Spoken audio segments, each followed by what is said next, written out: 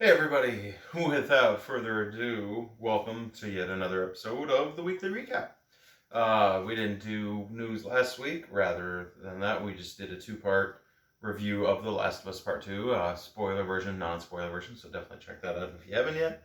Got a lot to cover, so let's dive in. Alright, where to begin? Let's stand over here this time, let's get our placement a little bit better. So Hitman. We're going to start with Hitman. There's going to be a Hitman 3 in this new version where, because we've had like Blood Money and all those other ones, but now we've had Hitman, Hitman 2, Hitman 3. Big reason we want to talk about it is they're saying that there's going to be a PSVR support when it comes out next year, 2021.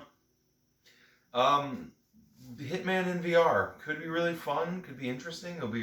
The controls are going to be a big thing, especially for PSVR since we still don't have that analog, and just trying to be precise with your stealth kills. I'm very intrigued as to how this will work. If you're still going to need a controller, if it's going to use move controllers, if there's something else on the horizon, who knows? But yeah, be interesting to see Hitman in VR this time around. But we're gonna have to wait a while to see how it actually plays. There's been games like Doom that did a VR version, which controls are a little iffy depending on who you ask. Then Skyrim came out. Skyrim, I'm a big fan of it in VR, so we'll see. Other news of video games. I want to talk about Cuphead real quick. Haven't played it, heard nothing but good things other than the fact that it's really, really hard. But we want to talk about it now because it just came out on PS4. And I find it funny because one of the developers a long time ago even said, yeah, it's never coming out on PS4. Well, it did. So, it's out now. It was, it came out actually, I think a week ago. I might be a little bit behind on the news for that one, but there's a lot of things, so we're just going to go with it. But, I don't know. I'll pick it up at some point. It's a co-op, very artsy, throwback to like the original Mickey Mouse kind of animation days, but again, very hard game apparently, so that side scroller shooter, very hard. Can't emphasize that enough. Talking more about Sony, because that's what we love to do here. Spider-Man. So it's been rumored that when Spider-Man Miles Morales, I think that's what it's called, is going to come out for PS5 this fall, that it will come with a full updated copy of Spider-Man, Marvel Spider-Man, whatever you want to call it, the current one, for PS5 as well. So that's kind of cool that you might get a remastered, re-updated version as well as the new one. The game is really fun. I still, the first one, this one, if it's anything like that, it's got to be fun. But yeah, it was one of the big titles that was announced as a launch title for the PS5 this fall. This holiday season, to be more precise.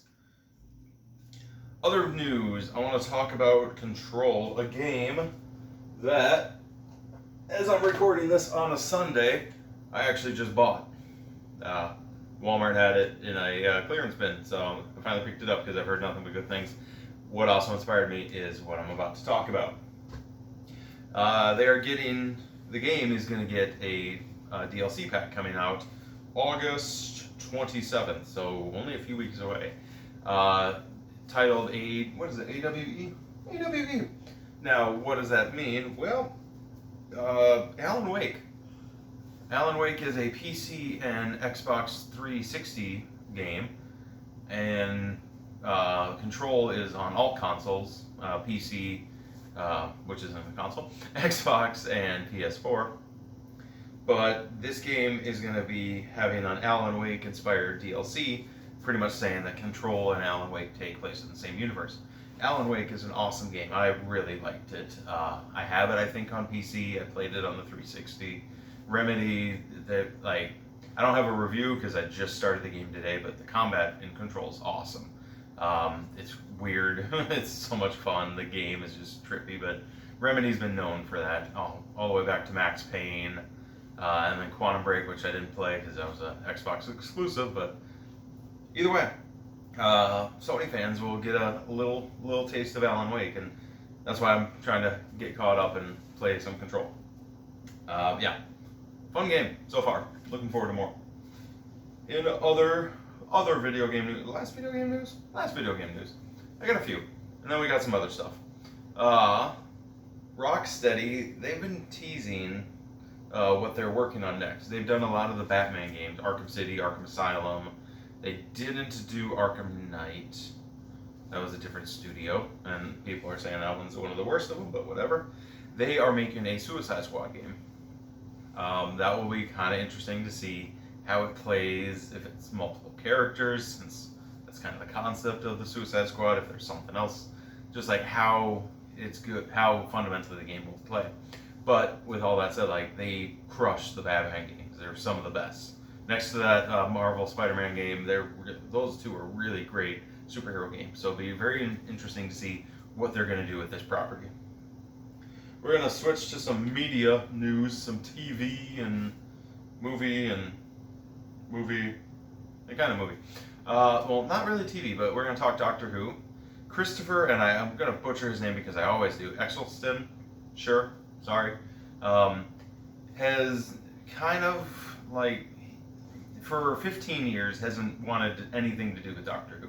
He did his time, he enjoyed it, sort of, but, like, he's openly said, like, how just after his little season and not wanting to come back, and just, like, his mental state and a lot of things, just, he hated anything to do with Doctor Who and avoided it. He turned down the 50th anniversary appearance, multiple other things, and he's recently, I got to meet him last November, he's recently kind of opened up and started going to conventions, and actually that has, like, become more therapeutic, apparently, in some interviews I've read, where he's actually embracing it now and really, starting to enjoy it again. With all that said, he is going to be stepping back into the role, and throw some quotes, as the Doctor in next year, 2021, in a 15-part radio series. Now, BBC loves their radio series. This is not the first time they've done this stuff with Doctors. I think David Tennant and Jodie Whittaker did a few together, but this is the first time that Christopher is going to have any involvement with Doctor Who in nearly 15 years. So that's kind of cool. That's a cool article I just read about today. So had to make sure I threw that one in there. It'll be interesting to see what it is and where it falls, and just it's good to see that he's doing well and going to be enjoying stepping back into that role again. Other movie news: Jurassic World Dominion. The director recently, and very recently, released a certain shot. This one, hard to tell. Oh, duck out of your way for a second. Boom. Teasing that this movie will have some direct ties to The Lost World, Jurassic Park 2. Now, how, we don't exactly know. It'll be interesting to find out, but that is just something that he's teased. We already know in this movie, Sam Neill's reprising his role.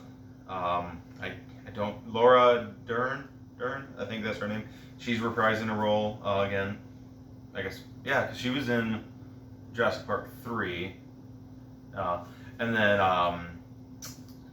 drawing a blank, Jeff Goldblum, there we go, is going to be reprising a role again. So some of the originals are coming back for some involvement in this next Jurassic World movie. So it'll be interesting. I will say, spoilers, Jurassic World Evolution, I think, whatever that last one was with the clones and all that, you kind of were losing me by the end of it. Like, I know we're cloning dinosaurs, but when they tried to tie in the whole, like, human cloning thing to all that, you were losing me. So, but Buffalo Bill gets eaten by a dinosaur, so that's the thing. We're getting there. We got 2 left. John Wick news, because why the hell not? We love some John Wick. Those movies, there's 3 of them currently, and there's more coming. I say more than one. With the universe, like, it's a formula that you would think would kind of be overplayed, but so far, 3 movies in, each one feels really good, and just Keanu Reeves is just killing it as an action star in these movies with just the combat, the shooting, everything about it. And I personally I like his character, and I like how each movie has progressed his character. All that said, John Wick 4 is going to be coming out at some point. They're going to be working on it, but they've already announced John Wick 5 will be filming pretty much right after, like, they're at the same time, more or less. So 4 and then 5. So it's like interesting to see that they already have more content for 2 more movies. I know they're doing a series for the Continental. There's talk of possibly a spin-off with Halle Berry after the last one, but yeah, at least 2 more in the John Wick and the Baba Yaga story. So I think that's kind of cool. Until it really feels like it's tired and old, and I don't. It's gonna take a lot because I'm enjoying it. Like, I personally think they're awesome movies. Like, Keanu Reeves just crushes it. So yeah, you can give me more John Wick. That's fine. I know there's a game too. I haven't played it yet, but and then they did that Fortnite iRoll crossover. As much as I like John Wick, I can't stand Fortnite. In final news, we want to talk about Mr. James Hong. This man has been in so many movies. I think I didn't write down a number, but God, he's got just so many credits underneath his name. The guy's been acting for decades and decades. One of my favorite roles here, Tank Girl. He had a small role, but he was in it. He's been in Big Trouble in Little China and just so many other movies. The reason we're going to talk about him is fellow Asian actor Daniel Kim is actually working on doing like a Kickstarter fundraiser program to get this man a star on the Walk of Fame. We don't need this anymore. Do we need this anymore? We don't need this anymore. We can do the rest from here. So it's really cool that they're trying to get this going for this guy. He's been at this for so long, and he kind of deserves this honor. So eventually I might try to throw a link in the bottom because I think it's something you can donate to. I don't know.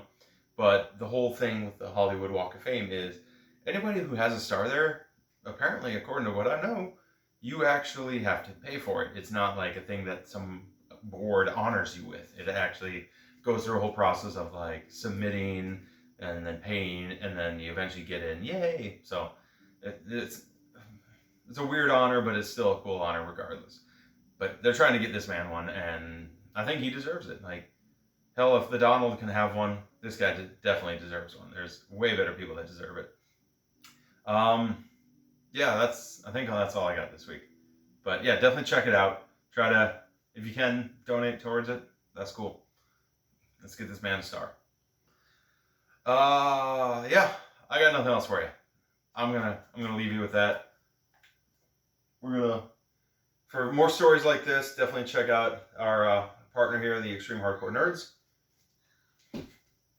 You know who I am. It's written right up there. Until the next one, I guess, be safe, be kind.